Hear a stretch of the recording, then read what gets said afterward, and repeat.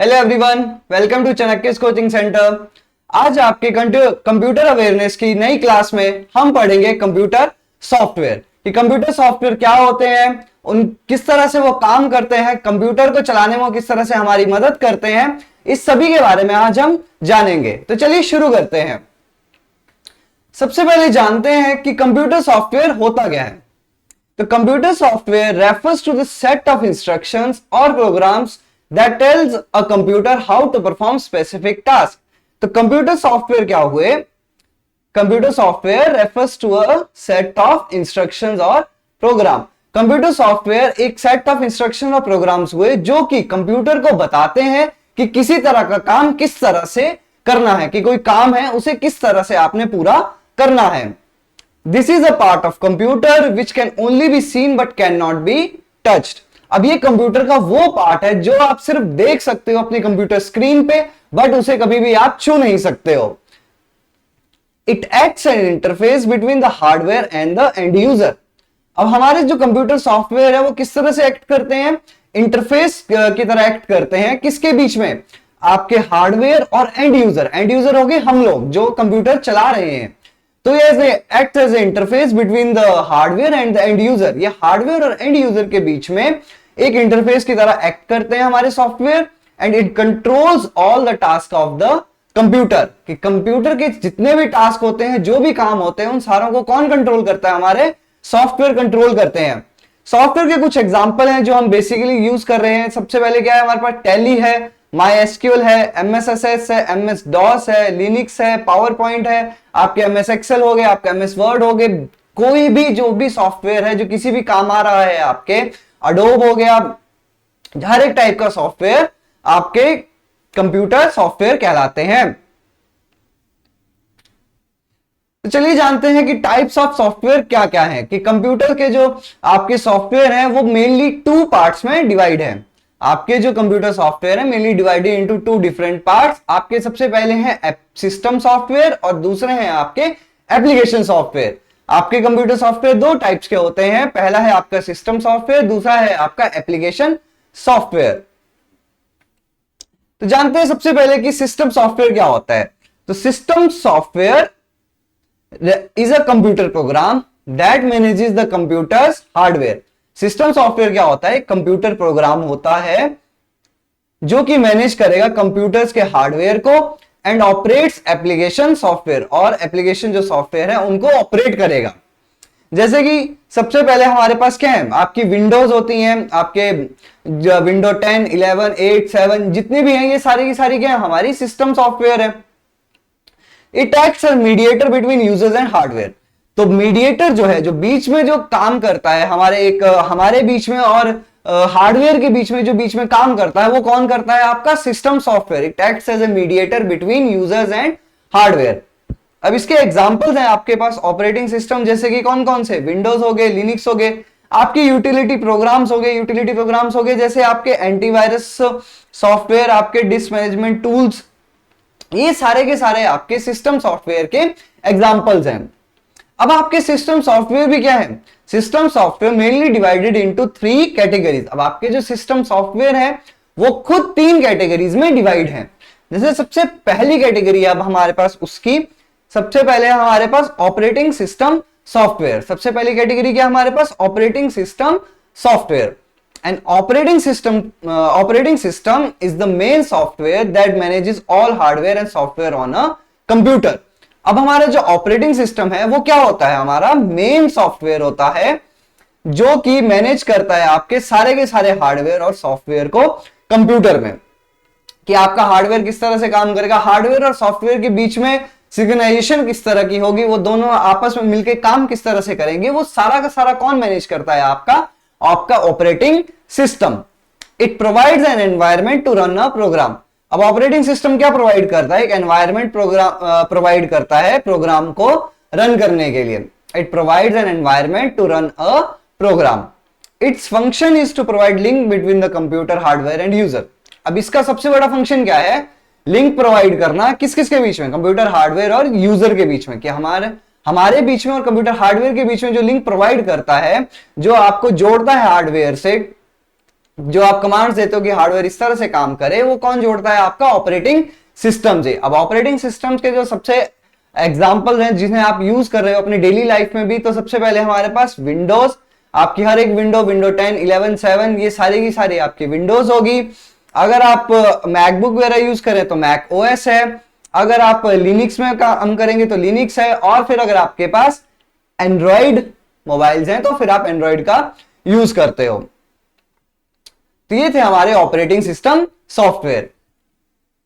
दूसरे हैं अब आपके लैंग्वेज ट्रांसलेटर सॉफ्टवेयर।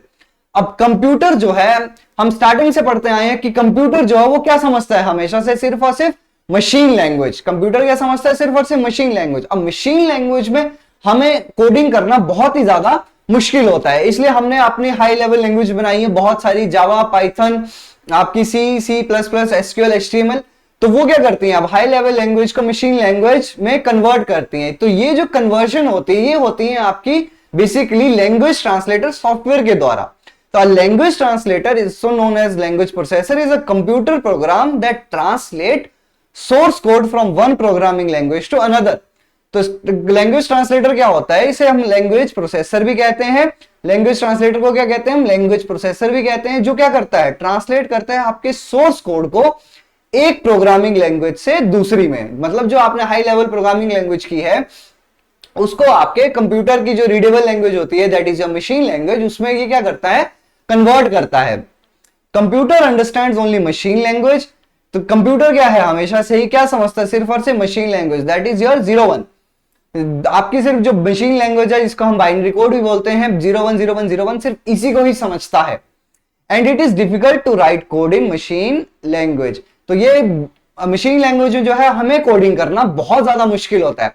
हमेशा इस बात का ध्यान रखें कि जो चीज कंप्यूटर को समझना सबसे आसान है, कि मशीन लैंग्वेज कंप्यूटर को समझना सबसे इजी है, बट वही चीज हमारे लिए सबसे ज्यादा मुश्किल है। और हमारे लिए हाई लेवल लैंग्वेजेस में कोडिंग करना इजी है। जावा में कोडिंग करना हमारे लिए in comparison to machine language easy है, बट वही चीज कंप्यूटर को समझना बहुत ज्यादा मुश्किल है। इसीलिए हाई लेवल लैंग्वेज को हम किसमें कन्वर्ट करते हैं? मशीन लैंग्वेज में।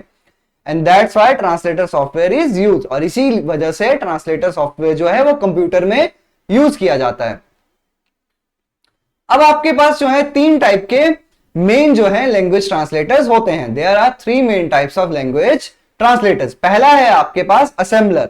पहला क्या है आपके पास? असेंबलर। अब असेंबलर क्या करता है? It is a program that converts assembly language code into machine code. जो आपकी असेंबली लैंग्वेज कोड होती है, अब असेंबली लैंग्वेज क्या थी? आपकी सेकंड जनरेशन की लैंग्वेज थी, जो आपकी एक सिंबॉलिक लैंग्वेज है। सिंपल मान लो आपने प्लस करना है तो आप ADD लिख दो, ऐड हो गया। तो उस असेंबली लैंग्वेज कोड को ये किसमें कन्वर्ट करती है? आपकी मशीन कोड में। किसमें कन्वर्ट करती है? मशीन कोड में, that is your 01। Assembly language code को ये किसमें कन्वर्ट करती है? मशीन कोड में, जो है आपके 01 में। दूसरा है आपका कंपाइलर। अब कंपाइलर क्या करता है? It is a translator that translates code written in high level language into machine readable language. Compiler क्या करेगा? आपका एक ट्रांसलेटर होता है जो कि आपका क्या करेगा? ट्रांसलेट कर देगा code written in high language, जो कि आपके हाई लेवल लैंग्वेज में जो कोड लिखे हुए हैं उनको आपके मशीन रीडेबल लैंग्वेज में कन्वर्ट कर देगा। ठीक है, आपका जो कंपाइलर क्या करेगा? ट्रांसलेटर है जो आपके कोड जो है आपने हाई लेवल लैंग्वेज में लिखे हैं उन्हें मशीन रीडेबल लैंग्वेज में कन्वर्ट कर देगा। और तीसरा है अब आपका इंटरप्रेटर। इंटरप्रेटर क्या करता है? यह भी आपका ट्रांसलेटर है जो कि आपके हायर लेवल कोड को मशीन लैंग्वेज में कन्वर्ट करता है। यह भी क्या करेगा? आपके हायर लेवल जो कोड है, आपके हाई लेवल लैंग्वेजेस हैं, उनको मशीन लैंग्वेज में कन्वर्ट करेगा। बट इसमें जो एक कमी है, जो इंटरप्रेटर की एक कमी है, वो क्या करेगा? आपके लाइन बाय लाइन क्या करेगा? कोड्स को चेक करेगा और या फिर ट्रांसलेट करेगा। मतलब जैसे मान लो आपने 10 लाइन का कोई कोड लिखा है, तो सबसे पहले ये पहली लाइन को कन्वर्ट करेगा, फिर ये दूसरी को करेगा, फिर तीसरी को करेगा, फिर चौथी को करेगा। तो उसमें क्या है? ये थोड़ी सी टाइम कंज्यूमिंग है। इंटरप्रेटर जो है वो थोड़ा सा टाइम कंज्यूमिंग है। कंपाइलर क्या करता है? एक ही बारी में आपके पूरे के पूरे कोड को आपके हाई लेवल लैंग्वेज से मशीन रीडेबल लैंग्वेज में कन्वर्ट कर देता है। तो ये थे आपके पास लैंग्वेज ट्रांसलेटर्स, ये थे आपके पास लैंग्वेज ट्रांसलेटर। आइए अब नेक्स्ट जानते हैं आपके यूटिलिटी सॉफ्टवेयर्स। नेक्स्ट है आपके यूटिलिटी सॉफ्टवेयर्स। अब यूटिलिटी सॉफ्टवेयर क्या है? Utility software is a system software that helps to maintain the proper and smooth functioning of a computer system.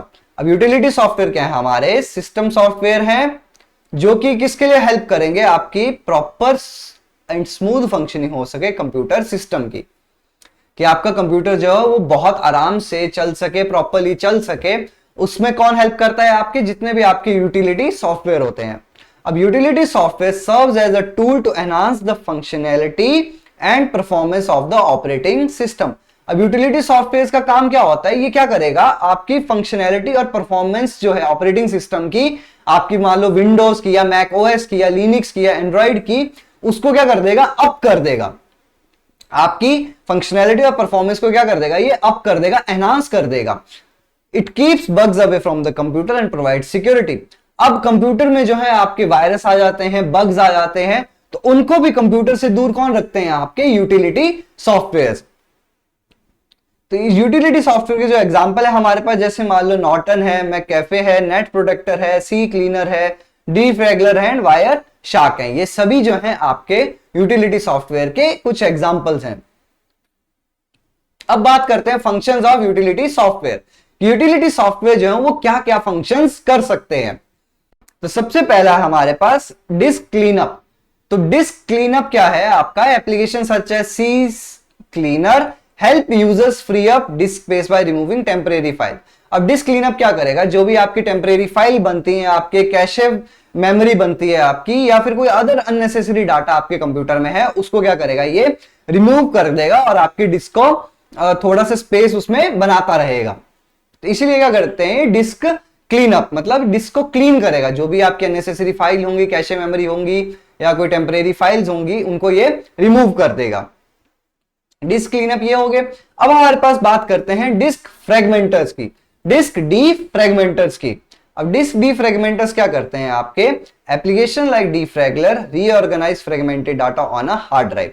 अब आपकी जो हार्ड ड्राइव होती हैं उनमें जो फ्रेगमेंटेड डाटा होता है, जो इधर उधर पड़ा होता है डाटा, उसको क्या करेगा? ये ऑर्गेनाइज कर देगा एक जगह पे, to improve access speed and overall system performance. जो आपके हार्ड डिस्क होती थी आपकी, उनमें क्या होता था? आपका जो डाटा है वो क्या होता था?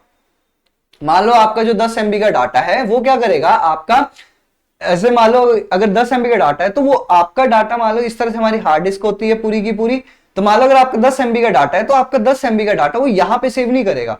वो क्या करेगा? छोटे छोटे पैकेट्स में आपका डाटा यहां पे अलग अलग जगह पे सेव कर लेगा। तो आपका जो डाटा है वो फिर वो क्या करता है? जब वो आपको वो फाइल खोलनी होती है तो फिर ये सारे के सारे डाटा को ढूंढता है और फिर आपके पास वो फाइल आती है। तभी तो हमारी हार्ड डिस्क स्लो थी। तो ये अब डी फ्रेगमेंटर क्या करते हैं? आपका जो ये टेम्परेरी डाटा है, जो फ्रेगमेंटेड डाटा हो जाए, जो कहीं पे पड़ा रहता है, इसको क्या करेगा? ये मान लो एक जगह पे ऑर्गेनाइज कर देगा। ये क्या करेगा? एक जगह पे ऑर्गेनाइज कर देगा ताकि आप फिर इसको देखते रहो, ताकि आप इजीली इस डाटा को एक्सेस कर सको। तो disk fragmenter application like Defraggler reorganize fragmented data on a hard drive to improve access speed and overall system software. Next है हमारे पास यूटिलिटी सॉफ्टवेयर है फायरवॉल सॉफ्टवेयर। अब फायरवॉल सॉफ्टवेयर क्या है आपके पास? कि utilities like zone alarm and built in Windows firewall. जो आपकी बिल्ट इन विंडोज फायरवॉल आती है पहले से, ये आपकी कंप्यूटर में जो एंटीवायरस रहते हैं, फायरवॉल जिन्हें हम कहते हैं Windows firewall, protect system from unauthorised access. जो सिस्टम को क्या करेंगे? प्रोटेक्ट करेंगे अनऑथराइज्ड एक्सेस से एंड साइबर थ्रेट से, by monitoring income and outgoing network traffic. By monitoring incoming and outgoing network traffic. तो ये क्या करेंगे? मॉनिटर करते हैं आपके incoming and outgoing network traffic को। नेक्स्ट है हमारे पास बैकअप प्रोग्राम।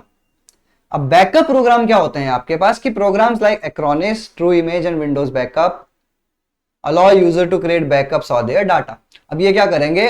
यूजर को, हम लोगों को अपने ही डाटा का बैकअप बनाने में मदद करते हैं, ताकि जब कभी सिस्टम कोई फेलियर हो जाए या फिर हमारा डाटा लॉस हो जाए तो हम उस डाटा को प्रिजर्व कर सके, कि हम उस डाटा को दोबारा से रिकवर कर सके। तो उस डाटा को ये क्या करते हैं? प्रिजर्व करते हैं। तो इसी क्या कहते हैं हम? Backup programme.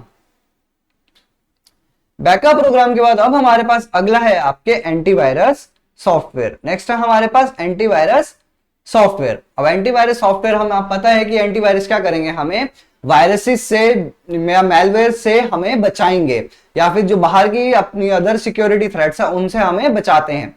तो एंटीवायरस हमारे पास कौन कौन से होते हैं, प्रोग्राम्स लाइक नॉर्टन एंटीवायरस, ठीक है, या McAfee protect computers from malware viruses and other security threats. Antivirus के बाद अब हमारे पास नेक्स्ट है network utilities. Tools like Wiresharks analyze network traffic, helps user to diagnose network issues and monitor network performance. तो जो आपके टूल्स होते हैं जैसे कि वायरशार्क्स है हमारे पास, या तो वो क्या करती है, एनालाइज करती है नेटवर्क ट्रैफिक को, वो हेल्प करती है यूजर के कि किस तरह का आपका नेटवर्क से इश्यूज आ रहे हैं, एंड मॉनिटर नेटवर्क परफॉर्मेंस, और जो नेटवर्क है उसकी परफॉर्मेंस को भी ये नेटवर्क करते हैं। Ping and trace route are common utilities use for testing connectivity. Ping या फिर ट्रेस रूट जो होते हैं ये कॉमन यूटिलिटीज हैं किसके लिए, testing connectivity and diagnosis network problems, और नेटवर्क प्रॉब्लम्स को डायग्नोस करने के लिए आपके पास पिंग एंड ट्रेस रूट जो है वो कॉमन यूटिलिटीज हैं। तो वो थे आपके यूटिलिटी सॉफ्टवेयर। अब बात करते हैं आपकी एप्लीकेशन सॉफ्टवेयर की। सिस्टम सॉफ्टवेयर के बाद अब हमारे पास दूसरा क्या था, एप्लीकेशन सॉफ्टवेयर। अब हमारे पास जो एप्लीकेशन सॉफ्टवेयर हैं वो क्या करते हैं, when a user interacts directly with a piece of software it is called application software।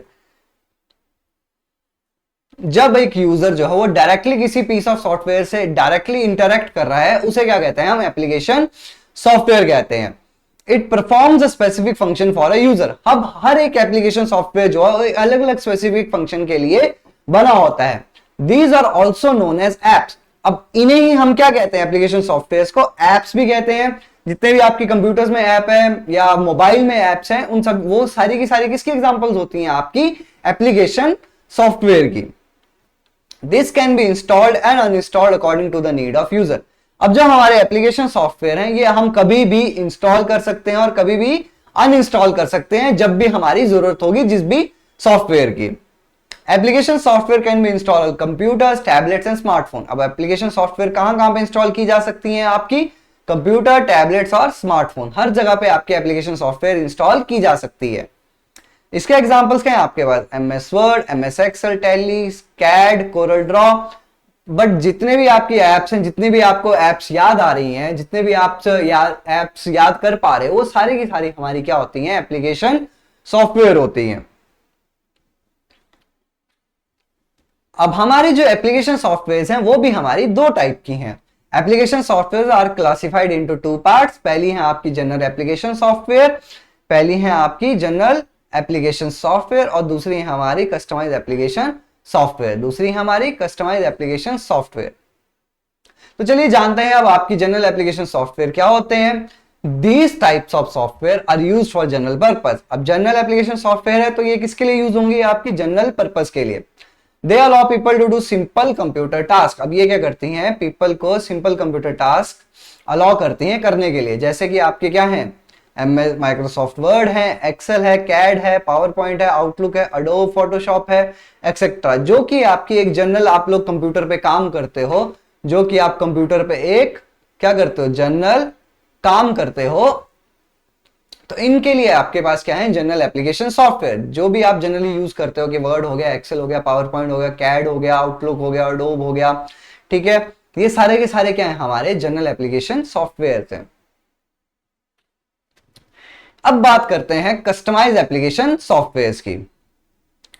हमारे पास क्या थे, जनरल एप्लीकेशन सॉफ्टवेयर, अब हम बात करेंगे किसकी, कस्टमाइज एप्लीकेशन सॉफ्टवेयर की। अब कस्टमाइज एप्लीकेशन सॉफ्टवेयर क्या होते हैं, These softwares are designed to perform specific task। अब मान लो किसी स्पेसिफिक टास्क के लिए ही आपके ये जो है सॉफ्टवेयर बने हैं। जैसे कि आपकी ये होगी, मान लो रेलवे का रिजर्वेशन कोई सॉफ्टवेयर है, अब ये किस लिए बना है, सिर्फ और सिर्फ रेलवे की रिजर्वेशन के लिए बना है। तो these software designed to perform specific task। These types of application softwares generally have one purpose to execute।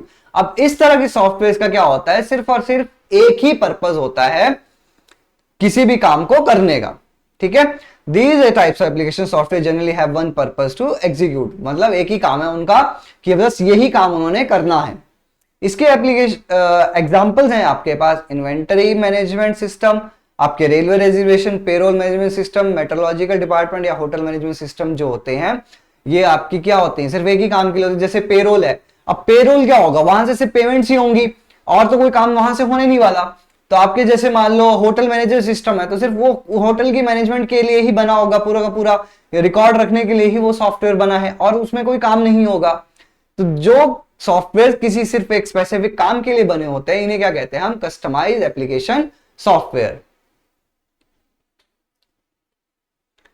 अब बात करते हैं कुछ अपने कॉमन एप्लीकेशन सॉफ्टवेयर्स की जो हम कॉमनली यूज करते हैं, जनरल एप्लीकेशन सॉफ्टवेयर जिनको हम कहते हैं। तो उसके कुछ एग्जांपल्स हैं, इनकी बात करते हैं जो हम जनरली यूज भी करते हैं अपनी डेली लाइफ में। तो सबसे पहले क्या है हमारे पास, वर्ड प्रोसेसर सॉफ्टवेयर। अब वर्ड प्रोसेसर सॉफ्टवेयर क्या होते हैं, वर्ड प्रोसेसर सॉफ्टवेयर कौन कौन से है आपके, software like Microsoft Word and Google Docs are used for creating, editing and formatting text document. अब आपके जो माइक्रोसॉफ्ट वर्ड है या गूगल डॉक्स है आर यूज्ड फॉर क्रिएटिंग, मतलब वो क्रिएट करने के भी, एडिट करने के भी, उनमें फॉर्मेटिंग करनी है आपने कोई, तो कौन से पर, सिर्फ और सिर्फ टेक्स्ट जो आपके डॉक्यूमेंट्स हैं क्या होंगे, जो आपके टेक्स्ट डॉक्यूमेंट होंगे सिर्फ उन्हीं के लिए आपके वर्ड प्रोसेसर सॉफ्टवेयर यूज किए जाते हैं। जैसे हम फोटो में भी देख सकते हैं कि सबसे पहले क्या होगा कि आपका सॉफ्टवेयर क्रिएट होगा, फिर वो एडिट होगा, फिर वो सेव होगा और बाद में प्रिंट हो जाएगा। तो इन कामों के लिए हमारे पास क्या है आपके वर्ड प्रोसेसर सॉफ्टवेयर। दे ऑफर फीचर्स लाइक, अब इनमें फीचर्स किस तरह के होते हैं, जैसे आपके माइक्रोसॉफ्ट वर्ड है उसमें कौन कौन से फीचर्स होंगे आपके, स्पेल चेक का फीचर होगा, टेक्स्ट फॉर्मेटिंग का फीचर होगा, and their ability to insert images and tables. आप क्या करते हो एमएस वर्ड में आप टेबल्स डाल सकते हो, इमेजेस डाल सकते हो, makes them ideal for writing reports, letter and essay. इसलिए उसको किसके लिए आइडियल माना जाता है, आप रिपोर्ट्स राइट कर सकते हो, आप एसे राइट कर सकते हो या फिर अपने लेटर्स राइट कर सकते हो। दूसरा है आपके स्प्रेडशीट सॉफ्टवेयर। अब स्प्रेडशीट सॉफ्टवेयर कौन हुए आपके, स्प्रेडशीट सॉफ्टवेयर हो गए आपके, सबसे जो प्राइम एग्जांपल है उसका वो है आपके माइक्रोसॉफ्ट एक्सेल या फिर आपकी गूगल शीट्स। जो भी आपकी माइक्रोसॉफ्ट एक्सेल हो गए या फिर गूगल शीट्स होगी, ये आपके किस लिए यूज होते हैं, आपके स्प्रेडशीट सॉफ्टवेयर होते हैं। ये क्या होते हैं आपके स्प्रेडशीट सॉफ्टवेयर होते हैं। Their function for calculating, graphic tools, their function for calculation, graphing tool, pivot tables make them essential for financial analysis। अब ये किसके लिए यूज होते हैं हमारी, आपकी their function for calculations, graphing tools and pivot table। अब ये किसके लिए यूज होंगे, आपकी कैलकुलेशंस के लिए होंगी, ग्राफिंग टूल्स के लिए होंगी या पिवट टेबल्स आप इसमें बना सकते हो। Makes them essential for financial analysis, किसके लिए इनको एसेंशियल माना जाता है, आपके फाइनेंशियल एनालिसिस के लिए। ठीक है, क्योंकि ये क्या करते हैं, users to allow users to organise, analyse and manipulate data in the tabular form. आपके टेबुलर फॉर्म में जो भी डाटा होगा उसके ये क्या करती है, अलाउ करती है आपके स्प्रेडशीट सॉफ्टवेयर। तो आप सबसे ज्यादा कौन से यूज करते हो, वर्ड प्रोसेसर में एमएस वर्ड, स्प्रेडशीट में एमएस एक्सेल, और तीसरा अब हमारे पास कौन से हैं आपके प्रेजेंटेशन सॉफ्टवेयर। तीसरे कौन से हमारे प्रेजेंटेशन सॉफ्टवेयर। अब प्रेजेंटेशन नाम सुनते ही हमें पता चल गया कि आपकी कौन सी किसकी बात हो रही है, अब माइक्रोसॉफ्ट पावर पॉइंट पे, जहां पे आप अपनी प्रेजेंटेशंस बना सकते हो, पीपीटीज बनाते हो, अपनी प्रेजेंटेशंस को बनाते हो। Tools like Microsoft PowerPoint and Google Slides enable user to create presentation using slides. तो ये किस लिए यूज होती हैं, to create visual presentation using slides. हमारी विजुअल प्रेजेंटेशंस को बनाने में हमारे कौन मदद करती हैं, Microsoft PowerPoint. They support multimedia elements such as images, video and animation। अब माइक्रोसॉफ्ट पावर पॉइंट में क्या क्या होती हैं, आपकी एनिमेशंस होती हैं, आपकी मल्टीमीडिया होता है, आपके जैसे इमेजेस आप वहां पे अपलोड कर सकते हो, वीडियोस अपलोड कर सकते हो, उनमें एनिमेशंस डाल सकते हो, ट्रांजिशंस डाल सकते हो। तो ये क्या है आपकी पावर पॉइंट के फंक्शंस हैं। It makes them useful for making educational and business presentation. अब ये किसके लिए जरूरी है, आपकी एजुकेशनल और बिजनेस प्रेजेंटेशंस के लिए जरूरी हैं। इसके बाद हम हमारे पास नेक्स्ट है आपका डाटाबेस मैनेजमेंट सिस्टम। नेक्स्ट क्या हमारे पास, डाटाबेस मैनेजमेंट सिस्टम।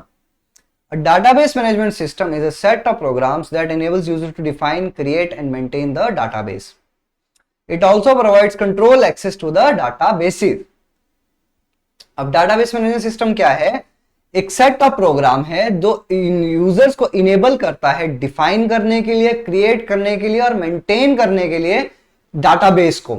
आपके जितने भी डाटाबेस है उसे क्रिएट करने के लिए, उसे डिफाइन करने के लिए, उसे मेंटेन करने के लिए हेल्प करता है आपका डाटाबेस मैनेजमेंट सिस्टम। और साथ ही साथ ये प्रोवाइड करता है controlled access to the databases कि कितना डाटा आपको चाहिए, कितना नहीं चाहिए, कंट्रोल्ड एक्सेस प्रोवाइड करता है डाटाबेसेस के लिए।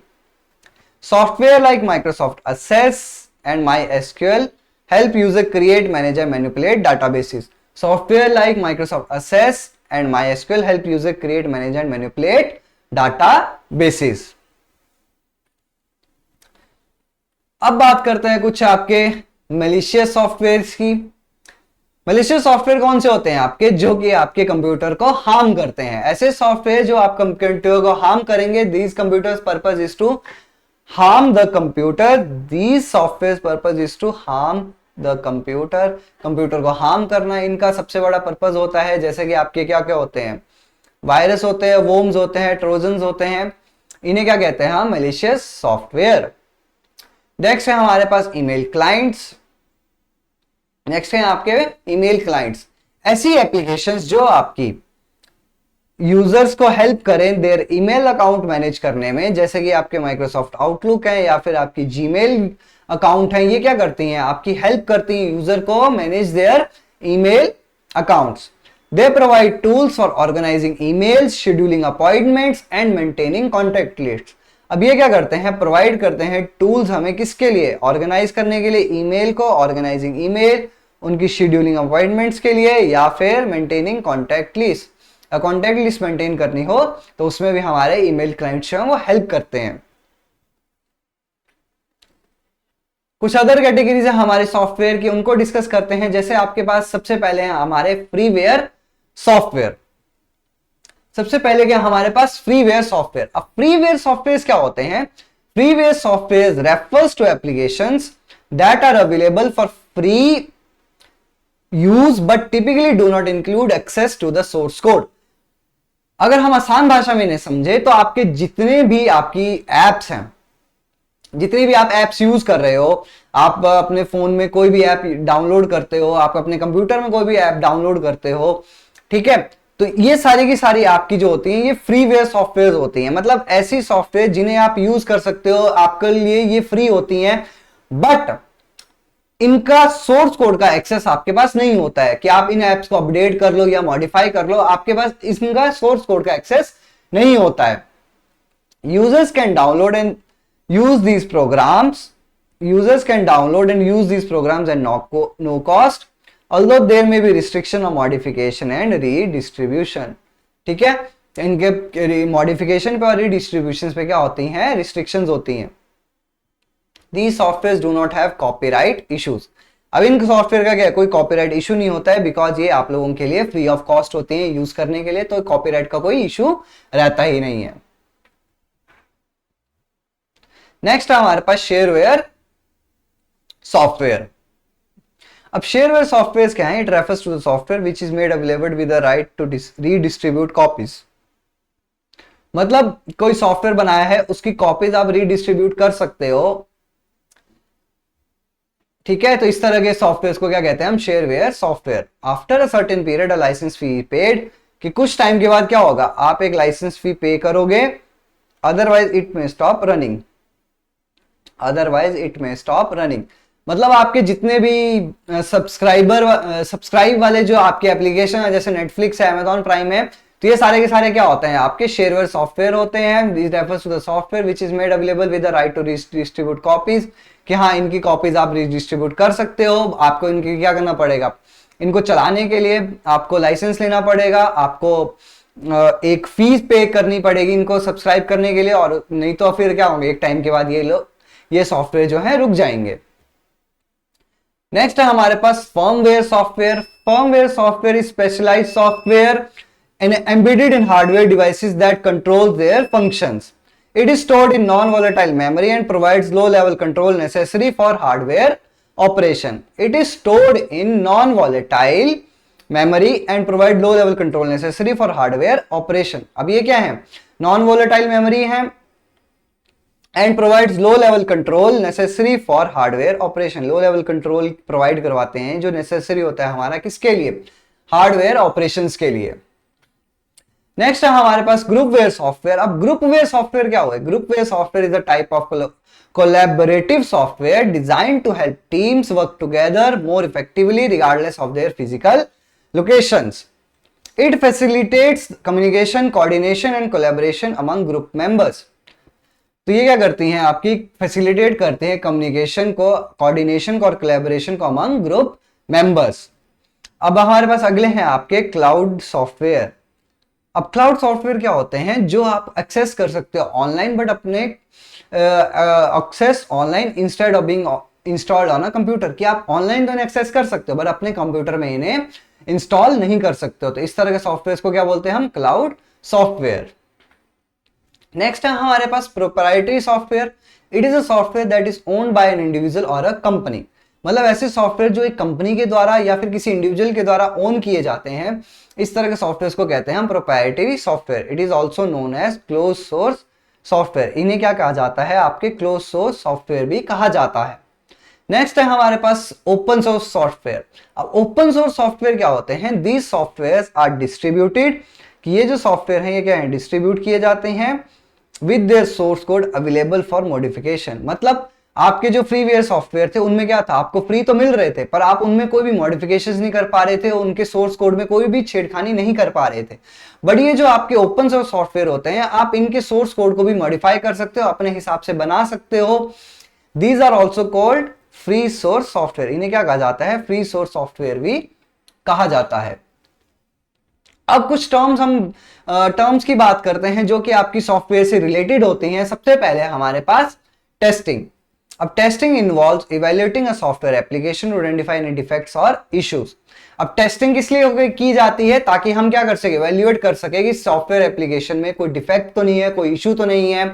It ensures that the software meets is requirement and functions as intended. ये इंश्योर करता है कि सॉफ्टवेयर जो है अपनी रिक्वायरमेंट और फंक्शंस को जिस तरह से, जिस काम के लिए वो बने हैं, वो काम अच्छे से कर रहा है कि नहीं कर रहा है। नेक्स्ट है हमारे पास update. An update refers to a modification or enhancement made to a software program to improve its performance, add new features, fix bugs और enhance security। आप देखते हो कि आपकी जो सॉफ्टवेयर हो टाइम टू टाइम अपडेट होते रहते हैं।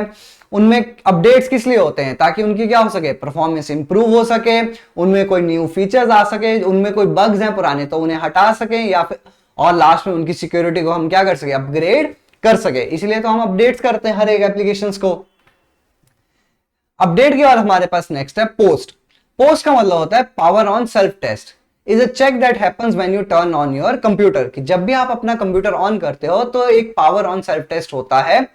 It makes all the hardware is working properly. It makes sure कि आपके जितने भी हार्डवेयर हैं वो क्या है, अच्छे से काम कर रहे हैं before starting the operating system, कि आपके जितने भी हार्डवेयर है वो प्रॉपर्ली कनेक्ट हैं कि नहीं है, वो अच्छे से काम कर रहे हैं कि नहीं कर रहे हैं आपके ऑपरेटिंग सिस्टम को शुरू होने से पहले। If there is a problem it may give an error message to let you know. अगर कोई प्रॉब्लम होगी तो ये आपको क्या करेगा, एक एरर मैसेज दे देगा, ताकि आपको पता चल सके किसी हार्डवेयर में यहाँ पे प्रॉब्लम है। उसके बाद हमारे पास क्या है, डीबगिंग। अब डीबगिंग क्या होता है, debugging is a process of finding and fixing error और बग्स इन द कोड। अब डीबगिंग क्या है, हमारे पास एक ऐसी प्रोसेस है जो किसके लिए यूज होती है, finding and fixing error in और बग्स इन द कोड, कि कोड में आपके कोई एरर तो नहीं है, कोई बग्स तो नहीं है, उन्हें क्या करना, ठीक करना। उस चीज को क्या बोलते हैं हम, डीबगिंग। तो डीबगिंग के बाद हमारे पास क्या है, बग। तो बग क्या होता है, bug is a coding error in a computer programme, कि आपके कंप्यूटर प्रोग्राम में जो भी आपने प्रोग्राम बनाया उसमें कोई आपने एरर किया हुआ है, उस चीज को क्या बोलते हैं हम, उस चीज को बोलते हैं हम बग। उसको क्या बोलते हैं हम, बग। नेक्स्ट है हमारे पास इंस्टॉल। अब इंस्टॉल का मतलब क्या होता है, install is a process of adding software to a computer, setting up to run and creating necessary file. कि इंस्टॉल क्या होती है, एक प्रोसेस होती है जो आपकी क्या करती है, सॉफ्टवेयर को ऐड करती है, ताकि क्या कर सको, आप उस चीज को आप रन कर सको और क्रिएट कर सको अपनी नेसेसरी फाइल्स। कि कोई भी एप्लीकेशन के आप इंस्टॉल करोगे तो वो किस लिए करोगे, ताकि आप उसे चला सको, अपने किसी भी काम को मैनेज कर सको, फाइल्स को मैनेज कर सको। तो इसीलिए आप अपनी क्या करते हो, किसी भी एप्लीकेशन को इंस्टॉल करते हो। इंस्टॉल के बाद अब दूसरी चीज क्या है हमारे पास, uninstall. Uninstall is the process of removing software from a computer, कि किसी कंप्यूटर से आपको सॉफ्टवेयर रिमूव करना है तो उस प्रोसेस को क्या बोलते हैं हम, uninstall. Deleting the application to free up space, मान लो आपके कंप्यूटर में, आपके मोबाइल में आपके पास स्पेस नहीं बचा है, तो आप क्या करते हो, कुछ एप्लीकेशन को अनइंस्टॉल कर देते हो, या फिर आपको अब किसी एप्लीकेशन की जरूरत नहीं है, आपको लग रहा है कि ये बिना मतलब से स्पेस घेर के बैठी हुई है, तो आप उन एप्लीकेशन को क्या करते हो, अनइंस्टॉल कर देते हो। तो ये थे आपके सारे के सारे कंप्यूटर सॉफ्टवेयर। कंप्यूटर सॉफ्टवेयर क्या है, किस तरह के थे और उनके types. Thank you and have a nice day.